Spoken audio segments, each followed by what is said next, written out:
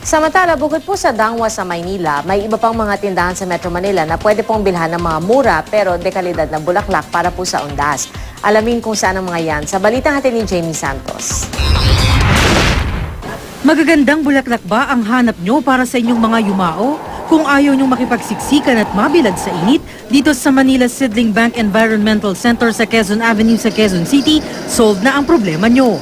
Ang aling ito, inabutan naming abala sa pagpili ng bulaklak na ibabiyahe pa raw sa Bulacan. Quality, maganda yung quality. Saka mas convenient pagpunta rito, parking, everything. Namakyaw rin ng mga bulaklak ang grupong ito na taga San Pablo City. Mas fresh yung mga flowers and then maraming variety.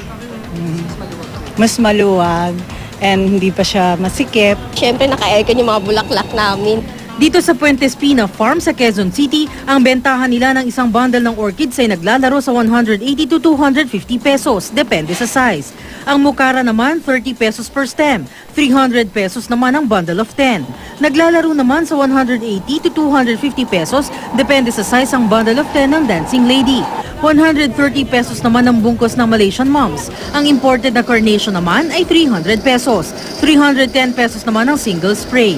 100 pesos per stem naman ang Casablanca. Ang Gerbera, 150 to 180 pesos.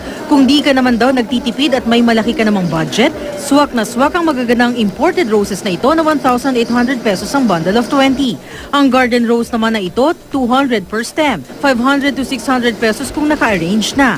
Kung gusto nyo naman kayo na ang mag-aayos ng inyong mga bulaklak, may imported fillers na nagkakahalaga ng 550 pesos per bundle. Meron ding longiflorum o star lily na nasa 100 pesos per stem. At para lalo pang gumanda ang inyong flower arrangement, meron ding mga lalagyan ng bulaklak na nasa 25 to 50 pesos kada isa.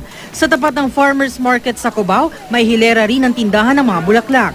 Ang bundle ng orchids, 400 to 600 pesos, depende sa size. Pero pagdating ng undas, inaasahang magmamahal daw ito sa 600 to 800 pesos.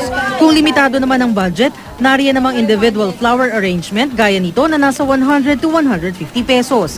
Ang malalaking flower arrangement nasa 500 to 700 pesos. Ang roses, 300 ang isang dosena. Pag nakaayos na, 500 pesos ang aabutin. Sa Malaysian Mums, 400 ang isang dosena. 500 naman ang dosena ng Gerbera. Habang 600 kada dosena ang carnation. 250 to 300 pesos naman ang mga flower arrangement na ito na may kasama ng kandila.